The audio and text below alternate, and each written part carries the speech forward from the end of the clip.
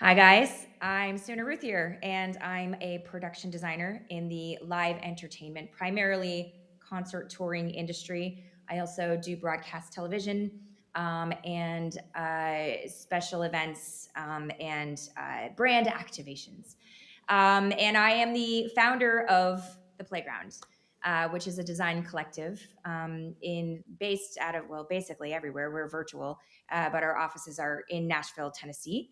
And this is a little bit about my life and how I started and came about this amazing career that I cannot believe I have.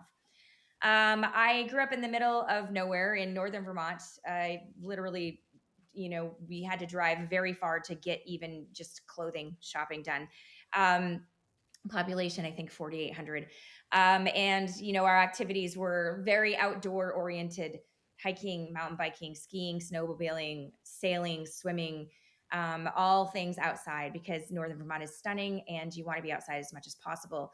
But we also had an incredible community theater group, a stock company, and the auditorium that stock company performed in was a half a mile from my house. And so when I was in elementary school, I think fifth or sixth grade, I decided that I wanted to jump in and actually be a part of the choir and, dance and sing my way through these musicals as a child actor in stock theater. And so, because we were half a mile from the school, it was very easy for me to go and do practice and rehearsals. But also, I was able to go over there and help the person that was building the set pieces, the scenic pieces. And she was this incredible maker, and she had this amazing brain where she could just construct these beautiful things from nothing, right? Like she upcycled a lot of things to create these beautiful set pieces. My mom was also a seamstress, and my mom helped with a lot of the costumes for the shows as well. So I think my background of having these amazing, talented women in my life that created these scenic pieces, and also my mom, being a tailor, seamstress for people in the community, and also making these costumes. She worked with the fabrics and all these crazy colors, right? And then I would help with the scenic and all the crazy colored paints. And I think that a lot of my career is based off of color, which is represented a lot in my lighting design work, um, and my scenic work, honestly. So I continued acting and dancing in these community theater projects. In fact, this bottom right hand corner, this is actually from my high school year after I had learned about lighting more, where I was a spotlight operator and I did graffiti on the wall. Anyway, so I got into high school and I started taking dance class. So we had a great dance instructor, dance teacher. But my body was changing as everybody does at that age, right? So my shoulders started creeping up and I have really bad posture still, but my dance teacher kind of gently nudged me and she said, "Why don't you try the tech crew? You can get extra credit. I know that you're concerned about getting, scholarships. So, like, why don't you try the tech crew?" So I did. And I fell in love with it. I fell in love with lighting the body in saturated colors or like lighter colors, whatever. I had a great time lighting the body, but I also had a great time lighting the music. And, how did the light affect the human body on stage when light came across from some shin busters and hit on a kick drum in the music, right? And so I think I fell in love with lighting the music more than I did the dance. I was also a nerd. I was in band, as you can see in the top right hand corner. I played clarinet, I played oboe, I sang in choir, all of the things. So when I was a senior in high school in 97, I went to my first concert. And since we were in Northern Vermont, there's not really any access at all to the concert industry. You have to drive very far to get to see a show, right? You either go 2 hours north into Canada to Montreal, or you would go 3 to 4 hours south to like the Boston area, or to Western Mass to UMass Amherst. And this is the way it was, back in 97. Since then, there's been some concert venues that have opened up sort of closer to the site. But um, I went to see the Smashing Pumpkins' Melancholy and the Infinite Sadness tour. And I just fell in love with the lighting at that show. And I thought to myself, oh, this is a career path. You can go on the road and you can run lights for your favorite music. Light bulb moment. This is what I want to do. I want to do this for the rest of my life. So I went back home excited and I told my parents about it. And that did not go over very well. My parents said, absolutely not. You know, when you're in a small community, the way to break out of that small community and to have a long lasting career is to be, in their minds, a doctor, a lawyer, an architect, right? Any of these things. So, and I had good grades. So they were like, why are you going to throw your life away when you are an honor student? It just doesn't make sense. But I had heard about this college called Full Sail University in Florida, and I found out that that's basically the only place that you can learn concert lighting. So I decided that that's where I wanted to go when I graduated high school. My parents gently nudged me into a place called Johnson State College, which was in northern Vermont, about a 45-minute drive from my home. And I think it's because they realized that I actually got homesick quite often. Whenever I went away for 2 weeks of a summer camp, or even to like a friend's house for overnight or whatever, I would actually get homesick. And it's funny that I would get homesick at this age, because if you think about where I'm going in my career, right? Like I'm going to be gone constantly from home. Like this is months and months on end when you're on a bus and like traveling around in airplanes and all these things. So my parents kind of recognized that, and they gently nudged me to this school called Johnson State College. The best part about that is that I ended up being in the theater every single day that I possibly could, running lights, teching lights, plugging them in, learning how to fix them, learning power loads, learning how electricity works, learning how to program, all of that stuff. I knew my gel colors, but I learned them even more so at this school. And it ended up sort of helping me out, because we would do a lot of artists, a lot of bands would come in and play in this theater for the students. And one of them in particular was called Strange Folk. And it was a pretty big band in Vermont at the time. And they needed extra lighting and extra audio in order to supplement their show, because our little theater system could not handle a band of the size of Strange Folk. So a company called Rainbow Concert Productions came up with supplemental lighting and audio. And they set up their rig. And since I knew all my gel colors, right, I knew that the red is Roscoe 27. I knew that green could be a Lee 139 or a Roscoe 90. I knew all of these saturated colors. And so the man who was operating the lighting console for Strange Folk labeled his two-scene preset. We are par cans here, guys, not LED. Par cans with gels. He labeled it with, the numbers. So 139, 80, 126. He labeled it that way, 49, whatever. And instead of like RGBM, right, for magenta. And so he kind of played this trick on college students, because he would do a lot of college shows, and he would have these college students kind of come in and like sit down and run the board while he focused his par cans. So he played it on me. So I sit down at the console. He gets on stage. He goes, throw up the red fader. And I'm like, 27. Great. Boom. Throw it up. And he stops and he looks and he goes, how did you know that? And I said, well, I'm a nerd. This is what I want to do. You have my dream career, and I would like to do this job. So how do I do that? And he said, next weekend, Busta Rhymes, Boston College, meet us there. Okay, great. Drove 3 hours south, Busta Rhymes, Boston College, drove back to school to hit class the next day. Next weekend, Ziggy Marley, Dartmouth University. Great. Go to Dartmouth. That was only 2 hours away, so it wasn't so bad. Helped set up lights, back to school. And this continued through my freshman year in college. And they ended up saying, hey, why don't you come and work with us in the summertime? So this is my internship.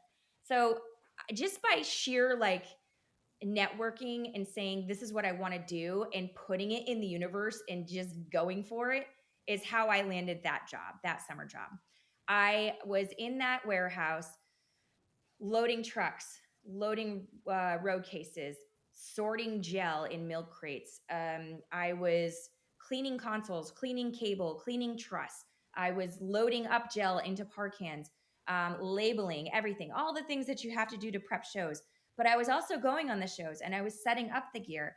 And whenever there wasn't an LD to do the lighting for that band, I got to do the lights. So I learned musicality. I learned that when you're doing lights for a reggae band, you don't want to just bump, bump, bump, flash. You want to use the fader so that you're feeling the music, right? Slow to pop, slow to pop. That way you're going with the beat. I learned that a snare drum needs to be a quick, splashy little pink, or like a kick drum has a little bit of a decay. So it's a hit with a little bit of a decay to it. I learned all of these things from this person that taught me lighting. I also networked. Whenever there was an LD that was doing a show that, I really admired, I would keep in touch with that person. We didn't really text much, so it was a lot of calling and a lot of emailing. But basically, I worked for them for a while. I finished at Johnson State with a 2-year degree. I went to Emerson College in Boston because I really wanted to finish out that degree and get my theater training. At Emerson, I learned drafting. I learned mechanical drafting. I actually did end up learning AutoCAD through a special course that I took as like a independent study thing. But I learned watercolors. I learned charcoal. I learned the art of theater lighting. And that was very important to me.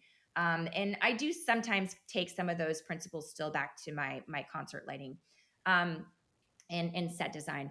But that company that I worked for, I also still did weekend shows. So while I was doing my classes at Emerson in Boston, I would go back to New Hampshire to get in a truck to go to someplace in Maine to do a show on Saturday, and then go to someplace in New Hampshire to do a show on Sunday, and then back into class on Monday morning. So I was still working for them while I was in school. After I graduated, I ended up working for them for a couple years, and then I went into freelancing in 2002 through 2004. And freelancing really opened my eyes into the touring world because I was working for a company called Port Lighting. They had the Irish Tenors going on tour. They needed a tech. I raised my hand. I said, I would love to do that. That's all I've been wanting to do, was go on tour. I want to see the world. How do I do it? So they put me on the tour. So my very first concert tour was with the Irish Tenors in 2003 as a lighting tech. It was a very difficult tour, actually. I was told that the LD was going to be a working LD and that he would be helping to set up the lights and tear them down with me. That was not the case. I had a lot of gear that I had to do. I had to put up and take down every day in tech, but I did it, and I proved myself. And I kept in touch with everybody, and I made lifelong friends, right? And lifelong connections.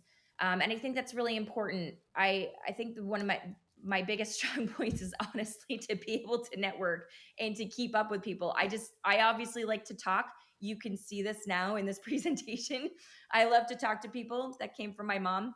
And I like to keep in touch with people. I'm a people person. I like people.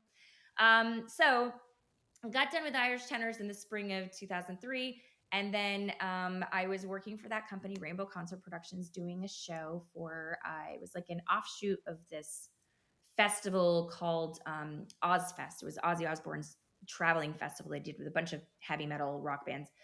And they oftentimes, when they had multiple days off, like the bands on that tour would book an offshoot show that wasn't Ozfest, but was just like a mini little festival concert or whatever. And a band called Chevelle was on one of them. And I was on site, and I was teching, loading in lights and sound, or lights and the staging. And I had kept in touch with all the other LDs that were on that show. So like the other bands that were on the show had LDs that I had kept in touch with through my Rainbow days. And the Chevelle boys had said, hey, just remember, because they didn't have an LD, so I needed to run lights. They said, just remember in between songs to shut the lights off. We want it black. We don't want anything on stage at all. No blue lights, nothing. We just want it black. Like, don't even put the spotlight on us when we start talking in between songs. Okay, great. Heard loud and clear. So we start the show. I'm punting away, having a great time because I knew their music. And in between songs, Grandmaster down. Just black out everything. Wait till they start. Grandmaster up. Go in. So 2 days after that show, I get a call, and the tour manager says, hey, got your information from the two LDs that were out on the road on that show as well. And they said that you'd be a really good fit for this tour that we're doing in 2003. Also, and this was great, my first compliment, I was so excited. I was the only LD that they'd ever had that actually turned the lights off in between songs. So the one thing that the artists always asked for, they never, ever got. But I did it. So I got the gig. So in the fall of 2003, I ended up touring with Chevelle as the LD and tech. So I programmed, operated, set up lights, and it was excellent. I had the best time. And then I ended up, getting done the tour. They did another album, so they were off tour for a very long time. So like 2004, I was kind of in and around the Boston area freelancing, but in 2005 when they went back out, I once again was networking with whoever I could while I was on the road. So we would do festivals and there'd be other LDs that would be on these festival shows, and I would try to keep in touch with them and like help them set up their console or help them coil up their snake at the end of the night. Anything I could do to sort of like jump in and help people do the jobs, so that they would always remember me as the go-getter, the person that was very helpful, and also I'd love to watch their shows so I could learn more from them. And one of those LDs was the designer for the All American Rejects in Lincoln Park. And so he also had a business partner named Robert Long. Robert Long was the stage manager for Lincoln Park, but production manager for All American Rejects. So Robert and this designer AJ ended up, watching my show, being impressed by musicality, and also the fact that I was like on stage helping the audio boys coil mic cables at the end of the night, right? Like when my lights were in the truck already.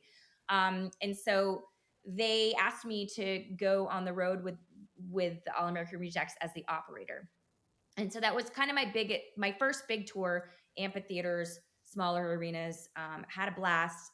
Toured with Robert as the production manager. AJ, the designer, was off with Lincoln Park at the time. They also asked me to do Audio Slave with them. When the All American Rejects were done, I did Seven Dust and Allie and AJ, and I did the Celtic Women. But the big one for me was the designer for Lincoln Park asked me to do Lincoln Park, which ended up being my very first international tour, right? This is crazy. It was a huge, huge moment for me. All I wanted to do was see the world, guys. That's it. I wanted to see the world, and I wanted to do lights for music that I loved. And so I did, out on Lincoln Park all through 2007 with Robert as a stage manager. Robert ended up bringing me out onto Rage Against the Machine with him as the designer. So that was my first touring and large scale design foray. It was crazy. 2007, 2008, 2009, something. And we were doing these huge festivals with like 100,000 people, and I was the one controlling the lights. And I just remember the scaffolding just like bouncing with all the people in the audience bouncing, and it was insane. And I continued to sort of network. I met the people that did Daughtry, and I ended up touring with them. And they opened for Bon Jovi. And so I ended up meeting the whole production staff for Bon Jovi. And when they were looking for a new LD, they called me. And so I toured with Bon Jovi from, 2010 through 2014, 15, I think. So this is obviously a picture of me looking at John going, okay, you're about to give me notes. I'm terrified. That is a look of terrified sooner right there. Anyway, all the while I'm touring, Robert and I are designing shows on the side. We're designing shows for Motley Crue. We're designing shows for Kiss. We're designing shows for the Weeknd. And we had created a company called SRae Productions. So this is some of the work that we did as SRae Productions. Kid Rock, Kiss, G-Eazy. Oh, this is, I think, like a Pink Floyd thing, cover band thing. Depeche Mode, Pentatonix, Cole Swindell, Disturbed, G-Eazy. I think I said G-Eazy already, but Imagine Dragons. I actually won a Parnelli award for the Imagine Dragons Smoke and Mirrors design, which was really, really cool because I used to read these PLSN articles all the time about people winning Parnelli awards when I was, in high school and in college. And I was like, ooh, I want to win one someday. And then we also did this concert tour for Game of Thrones, which is up in this top version. It's a big one that expands the entire arena. That was actually creating the entire show from scratch. So we did the production scripting, we did the show design, we told Ramin Djawadi, the composer, how the music needed to be scripted out in order to make sense with the show, all of it. Like we did the entire thing. Costumes, all of it. Kiss, we helped recreate their live image across several tours. We did a lot of country tours, Lady Antebellum, lots of things. So in 2019, so I worked with Robert. I guess our company, SRae, was like 10 years, 2009, I think, through 2019. We ended up parting ways, totally amicable. Great. Still talk to him all the time. He's a production manager. He's production managing. I'm a designer and I'm designing. There we go. That's what we're doing. So in 2019, we parted ways, and I got my first call for my like massive show called, I don't know if you guys know who this band is, Coldplay. And they asked me to come on board as the designer for their Everyday Life album. And this was in the fall of 2019. I was about 3 months off of like starting to work on my own. So I'm like, oh my gosh, what is happening? This is insane. I'm about to design Coldplay. This is crazy. And so I was a little like intimidated, but obviously like I'm still doing it. Yay. We pulled it off. It was great. And then this little thing called COVID-19 hit us in 2020. Don't know if you know that too. It's just, crazy for all of us. As you all remember, where our industry shut down. And Coldplay was getting ready to design Music of the Spheres tour. So I kind of worked through that in 2020 and 2021. And honestly, the pandemic was probably some of the most beautiful years of my career, because I was able to reconnect with what I love about our job. And that is connecting with people through in different ways, right? Like we were all virtual. So we're all talking on Zoom all the time, and we weren't just out doing the work. We had to stop and sit and focus and think about how we were going to do things when it came back, and how we were going to collaborate. And it sort of led me to this idea of the playground. The other thing that was happening is we were collaborating, and I had never been in an environment that was that collaborative friendly. That's not a word. That was, it was very friendly for collaboration. It was fruitful for us to be able to create together, as opposed to just making something and having everybody react to it. And so another thing that was happening was when 21 happened and we started kind of coming back in the industry, I was getting a lot of calls from managers saying, hey, we know that you have your own company, but we love your work and we want you to work on this concert design for us, but we also want to work with this other designer. And maybe this person, like these people were like friendly competition, right? Like we were often going after the same things, but at this point I was like, well, yeah, I'd love to collaborate with so-and-so. It happened 3 times. Once with an artist named Grizz, once on a really massive stadium corporate event. And I can't remember where the third one was, but basically the managers would ask me to collaborate with these other designers. And I was like, hell yeah, like get to work with cool people. Well, my world started getting so busy that I realized that I needed to hire an assistant. And it's really scary growing, right? Growth is scary because you suddenly have to be in charge of a salary for a human being, and you have to make sure that they're happy and that they're getting paid enough money to pay their bills. And it's scary. Like how can when you're growing to that point, you're like, how am I supposed to afford the salary of an assistant? So all these things led me to this playground. I started thinking of a way of collaborating with individuals, and how can we share resources that we all need but can't necessarily pay for independently, because maybe we're growing and we don't want to take on investors, right? Like how do you do those things? So the concept of the playground is a collective, and essentially it's different independent designers coming together to make projects. So we're all autonomous, right? I can do work just as soon, Rae, on my own outside of the playground. And any of the collective members can also do the same. They do their own work outside of the playground. Totally fine. In fact, it's amazing. And that's how you grow. But when we do projects together, it is branded a little bit like a fashion collaboration, like, oh, LOL. I just bought or tried to buy the Doc Marten, Rick Owens Doc Martens. Not cute. Did not look good on me. But Doc Martens x Rick Owens. Great. Same thing, Nike does these collaborations all the time. Nike x Travis Scott, right? So we sort of thought of it in that way. So maybe it's the playground x SRae Creative, or the playground x Preset Productions, the playground x Fragment 9. Like we thought about branding it that way. And the best part about it is you're giving all these independent designers this this feeling of ownership on a project as well. It's not just, oh, the playground's doing this project and I'm working for them. It's now we're doing the project together and we're creating it together as a collaboration. And we're doing it with joy. We're doing it without ego, and we're doing it without greed, because we have to share in the entire experience in order to make a really beautiful, impactful, and emotional show for the audience, and more importantly for the artist. We share in the resources of an assistant. We share in the resources of project management. We share in the resources of in-house counsel, so legal, insurance, all of those things. And it's a small studio fee, percentage off the project. And there's about 13 of us in the collective, and we have been doing great. You know, this started in January of 22. We're now 3 years in, and we've created some pretty beautiful things together. You can go to the website. It's theplayground.live. So there's some work for you guys to look at. This is Jenny Kim. This is an artist that is part of the group Blackpink. So in this instance, Bobby Gray and Michael Apostolos were the collaborators with me for the playground.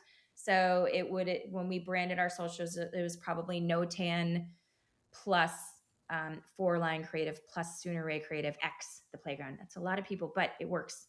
It does work, and everybody gets their credit as their credit is due. We did the Lumineers with Ian Haslauer. And this tour was actually in Europe. You might have seen it, maybe. Really fun. They're legacy clients of mine. I love them to pieces. We did the FIFA Club World Cup opening ceremonies. That was with my buddy Mark Butts. So it was Preset Productions X the playground. Preset Productions plus SRae plus X the Cape. Okay, whatever. You get it.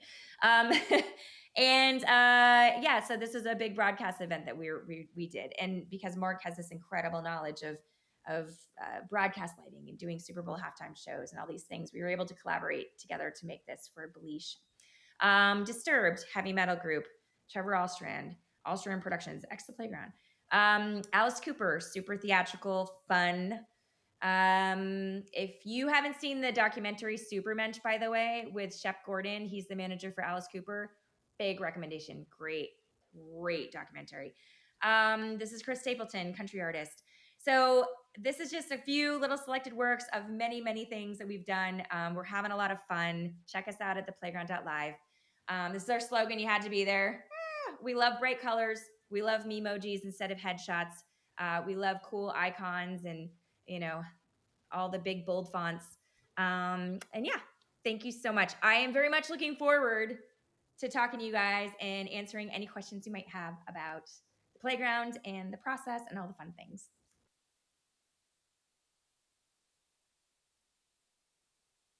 Oh, I think we're going to bring in, thank you very much on behalf of Suna. I think we're going to bring in a laptop, and we've got a Teams call live with Suna. Hello, Suna, can you hear me? Hi. Wow, How's it's it like, going, guys? I feel like I'm on the Eurovision Song Contest. This is so good. LOL. Thank you so much Good morning, guys. for that. Wait, good evening. I probably need to stand behind the screen with Sharon, then you can see us. Hi, Suna. Hi. Good afternoon. Thank you very much for that. That was absolutely amazing. Really enjoyed it. Suna was one of the first people we interviewed as part of the Women in Entertainment Lighting Project. And she blew our minds then with the work that she was doing, and that was probably 4 years ago. This is incredible. Congratulations on the playground. It looks amazing. Thanks. How is your day-to-day life different now you're running or you're part of the playground compared to what you used to do? And do you miss anything? Well, yeah.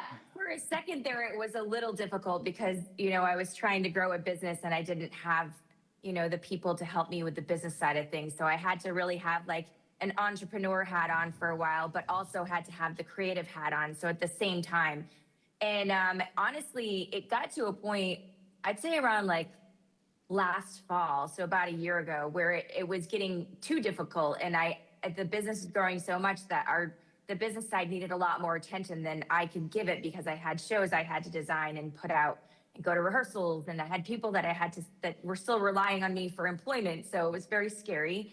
And I made a very conscious decision to hire a COO. And so he came into play over the spring of this year, and he hired 3 more people, crazy.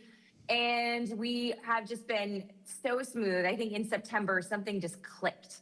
And it was like, okay, we're there. We know what the path is. We've got it. Everything is running smoothly. And so now I'm back to like mainly creating and designing, and they're actually forcing me off of meetings when there's meetings in the office. They're like, you're not allowed to be here. You need to leave.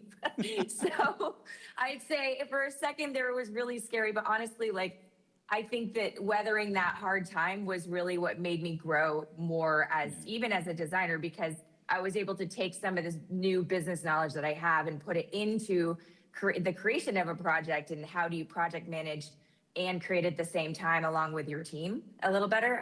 So it just made me a better designer, just going through the hard bits. Thank you. Does anybody in the audience have any questions? Yeah, we've got loads of hands up. So let's take Suna over to the table, Sharon, so you don't have to stand there. There's the audience, Suna. Say hello, everybody. Hi, guys. Hi. I'm so sad I'm not with you in Paris. I wanted to be there so badly. I know. Well, thank you for sparing us the time. Yeah, and my flight was supposed to be leaving in like 2 hours, but I'm good now. It's delayed. So you have all the time, whatever you want. Excellent. So we've got a question from the audience. Yeah, I'm wondering, what was the resources that you're sharing? I'm really interested in this collaborative way of, because I know a lot of creative people, and but what are the resources again? It was assistant, project manager, and So at the playground now, we have in-house counsels. We have a lawyer in-house, and she also is a project manager. So she actually works on the projects for, like a project manager for us is they're scheduling conference calls, they're dealing with the client and making sure contracts and negotiations are solid. They're getting insurance for each project. The project manager helps us with creative decks, so making sure that the deck is put together properly. There's so many things they do. They help book travel, they deal with scheduling, they also build the team up. So if we need to bring in a lighting programmer or a video programmer, they help figure out who that person's going to be with you. They create timelines and schedules. They're project managing. So we have 2 project managers at the playground. That's one of the shared resources. And like I said, one is a lawyer. So she does all the contracting and negotiations with legal. And then we have an executive assistant that is sort of helping pick up all the balls that need picked up, for the project managers and for the shareholders. And then the COO of the company is really organizing the overall business for the collaborators, the shareholders. We call them shareholders because really they are sharing in the profit of the company and of the project. So, for example, I would be a shareholder as well. A COO who organizes us, the 2 project managers, the legal, and the executive assistant. We also, we purchase merch for our clients, and we oftentimes will send gifts out to clients and to collaborators. That's something that is part of the CO fee. I'm sure I'm missing a bunch of things. It's still like growing. So like we do like a monthly meeting with everybody, all the shareholders and our COO, but nobody else. It's just shareholders, COO, so that they can talk about the processes and what they're struggling with and what they want to improve. And in those meetings, a lot of times, the more things will come up where it'll be like, hey, it'd be really helpful if we also have this involved in our process, and how can we share in that as well? So, yeah. Excellent question. One more up there, I think. Just delivering the microphone. I noticed over the course of your career you've stepped more into production design, and I was wondering, with such an extensive background in lighting, what that collaboration looks like when you're bringing in external lighting designers? Yeah, so it's happening more and more, honestly, where I am focusing more on like the set and the production and the show direction as a whole, and have to bring in like a lighting a lighting designer to help. It's the same as bringing in a shareholder to help with the set or you know, where I would do lighting. We find the right person for the project, or like we first ask the collective, right? Whoever's in the collective. There's a lot of lighting designers in the collective. Most of the people I would say are lighting designer programmers. And so we first ask about availability there. And then if no one's available, then we'll sort of look out for like who could be the potential person to help with a project. There's multiple ways of doing it. Sometimes we just bring them in as a contractor. And so they're in as the contractor and they get the credit of either lighting programmer or lighting designer. And sometimes they're in as the shareholder where they're sharing in the profits of the whole project, and also in the expenses, right? And for expenses, I mean, like when we're on site and we're like, we're gonna do a company dinner. Is it okay? You know, we ask our designer co-work or collaborators if it's okay to just split that, and then that becomes an expense on the overall project that comes out of the closing out of the budget at the end. So things like that. Do you find it hard to let go of the lighting design yourself, though, having that being your background? No, I mean, honestly, yeah, I still look at it, but I mean, it's all a collaboration. Like if I'm doing mainly the set and the production design on something, like the lighting designer is always going to comment on, hey, what if we did this so that I can put lights here, or can we add something so we can make it. So in the end, like I still sort of dip into the lighting side of it. And I mean, I actually do a lot more. I do a lot of lighting design still as well, right? Like Coldplay is still lighting design only. We just did Chris Stapleton this year. That was lighting design only. But yeah, I think a lot of I guess when I started my career out, I mean, especially like when I was just riding my bike to that community theater and like building set with the set constructor, I think my whole life I've just sort of always looked at set and lighting as kind of the same thing. So even when I do lighting design only, I'm always asking the set designer if it's okay to build like a scenic pod or something to put the lights in instead of seeing like all the truss rungs. So I don't know if I was ever quite just a lighting designer. Even when with the Chevelle stuff, like when I first started designing them, you know, our little truck worth of a couple trusses of floor lights or whatever, I figured out ways to dress up that truss to make it look skeletal in nature, so that when it was lit certain ways, it didn't look like a truss, right? I just wrapped it in scrim or whatever. And I've always sort of just tried to figure out how I can make lights look like scenic and scenic look like lights. Yeah. Thank you. Any more questions? Yes, good microphone there.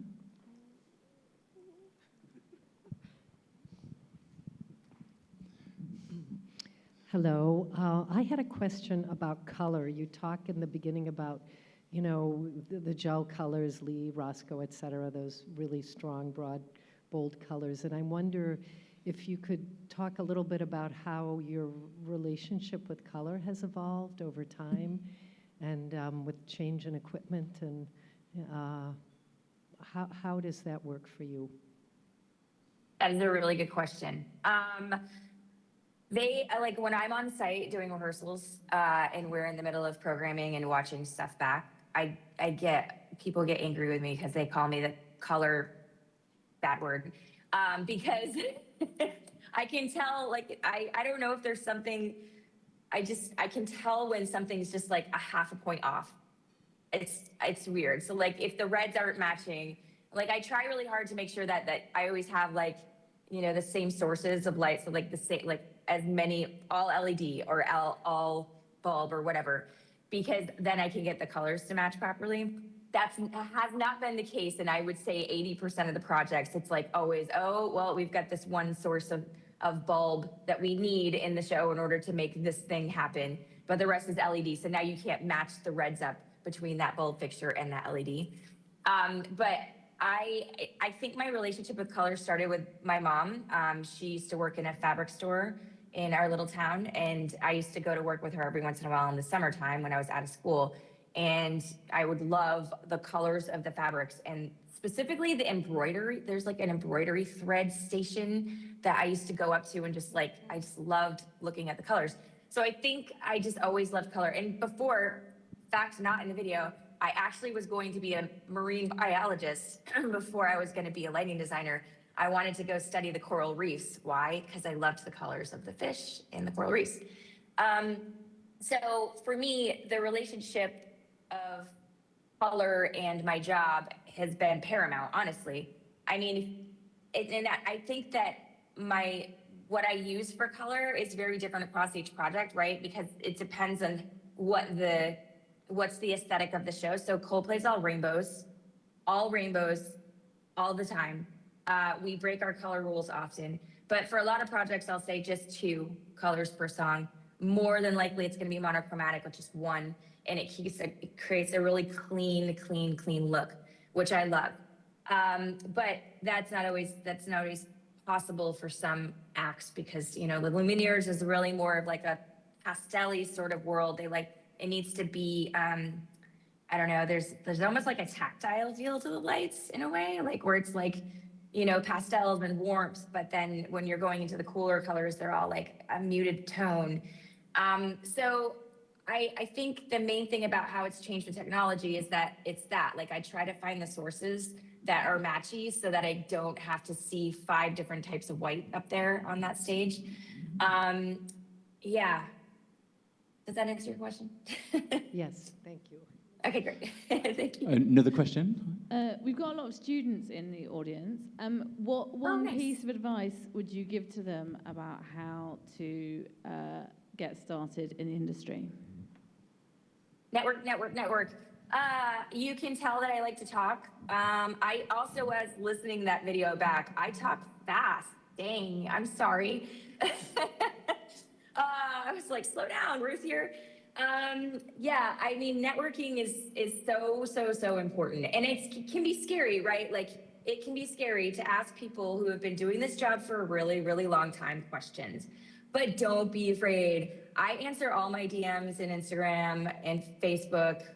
If somebody hits me up on my website, I always answer them. If somebody wants a meeting to ask questions, it's either I'm going to find the time to meet with them through Zoom, or I'm going to answer an email of questions if that's the only thing I have time for. But I always tell people, like, don't be afraid to talk to people. Don't be afraid to reach out through communication. Like, it's, there can be moments. There are some people that can be a little bit like, they're gonna message you like every day asking you a question. That could be a little much, but like, don't be afraid to just reach out and talk to people. That is how I got where I am today. It's talking and meeting people and getting their information and keeping in touch. And if I had a question that I didn't know how to answer, or the internet was not providing me with answers for, I would reach out to somebody who has been doing it for a while and ask the question. So that's my biggest, fantastic advice. And something that was said at the start of the session, this session's about networking as well. So everybody here should really take that advice and get networking. Great. Do we have another question? I've got a quick question for you, Sonia. So the playground, can anybody join your collective, or is it invite only, or are you off? Do you do recruitment drives?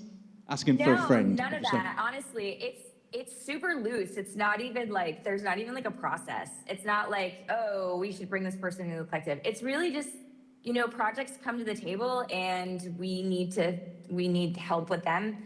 And, it's usually just somebody we've already worked with will be available, but if not, like, there's also people that are just the right fit for a job. And, I look at work online all the time, and if I see somebody, then I'm like, oh man, it'd be really great if we could bring that person in for whatever project. Then we just ask. The main thing that we always want, though, is all of us just want to work in a nice, happy, healthy, collaborative environment. And there has been times when it's like, oh, that choreographer would be really perfect for this job. And we've brought that person in as a shareholder, and the ego is just outlandish and you can't get anything done. And everybody's like, you're afraid to share ideas because you're afraid of somebody saying, that is awful, I don't want to see that on my stage. Things like, instead of just, you know what I mean? So for us, there isn't really a process. There isn't like a, you know, there's no rigid set of rules for people being in the collective.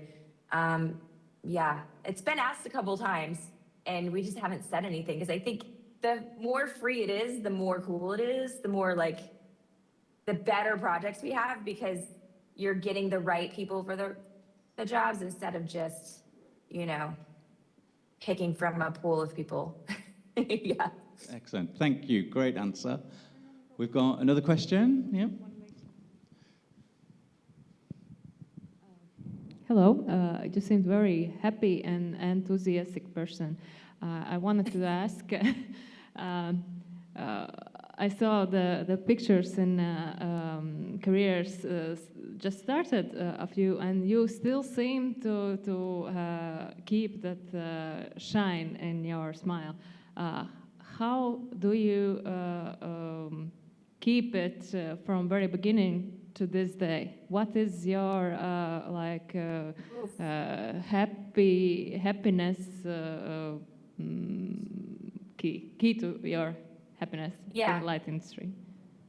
That is a really good question. Okay, so it isn't always roses. It's not always rainbows and unicorns. It's not. It just isn't. In fact, I've been struggling over the past week, frankly, with an account that is like my baby that I'm obsessed. It's one of my favorite artists of all time. And, you know, they've decided to go and start shopping other designers. And how do you feel about that? That's terrible, right? Like it has squashed my confidence to no end, right?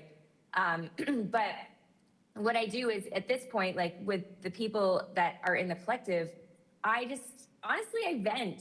Like I'm honest and open and I explain like we do this online office called Roam. It's an app that you all get like your little virtual offices and then there's virtual conference rooms and we sort of like jump into those conference rooms and all day long people will just kind of be coming in and out. Like so you'll have like all these different people from different projects kind of coming in just to say hi or like, you know, jump in to help collaborate on something, whatever.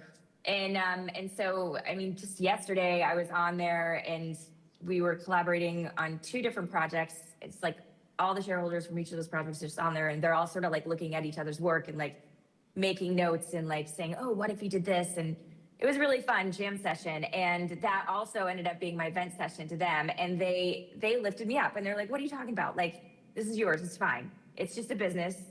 They're just going to shop because they want to see if they can find something else that might be cooler, but it doesn't matter because you're going to win. So it's fine. Don't worry about it, you know, and they just talked me off the ledge. But, and like throughout my career, I've definitely had ups and downs, right? Like there was a moment of time where I was away from my husband for 3 straight months and we didn't talk on the phone sometimes for 2-3 days at a time. And that was hard. And like, I definitely was like not mentally okay, but I guess I kind of think about, all right, well, this too shall pass. Like it's such a cliche saying, but it's true, right? Like it's just a moment in time and it's gonna happen and you're gonna be upset and sad or down or have no confidence, but something is going to lift you back up again. So like, just get through it. Also, I love working out and running. I gotta tell you, like, I have this Peloton treadmill like right next to me. It is my favorite thing. If I can get up and run even like 15 minutes every morning, it clears my brain, it boosts my endorphins, and it honestly, sometimes I come up with my best ideas while I'm running. So, and the third thing is reading. I read. I don't read nonfiction help me books, like smart books. I don't read books that have any intelligence in them whatsoever. I read sci-fi and fantasy books that are page turners. Like I can sit on my Kindle and read for hours when I have time, and it's just a page turner. And my brain goes to a completely different world, and it is delightful. And all I want to do is sit and drink my mushroom coffee in my Christmas mug and read my books about fairies and wizards in fantasy worlds. And it makes me so happy. So I think it's just those things, finding those little nuggets in life that like help you break out of whatever jaded, sad feeling you've got. But I definitely have them. And my husband can attest to it. He's in the next room over. He's probably laughing his ass off at me right now. Suna, thank you so much. That was absolutely fantastic. Really brilliant. Yeah, I'm going to turn you round so that everybody can say goodbye and give you a wave and a round of applause, because that was so useful and so meaningful. Yeah. Thank you so much. And I hope you have the best dinners in Paris tonight. I'm so jealous. It's my favorite city. Please enjoy your time. thank you, and happy Thanksgiving. I'm going to my family tonight. Have a great so holiday. Excited. Thank you. All right, thank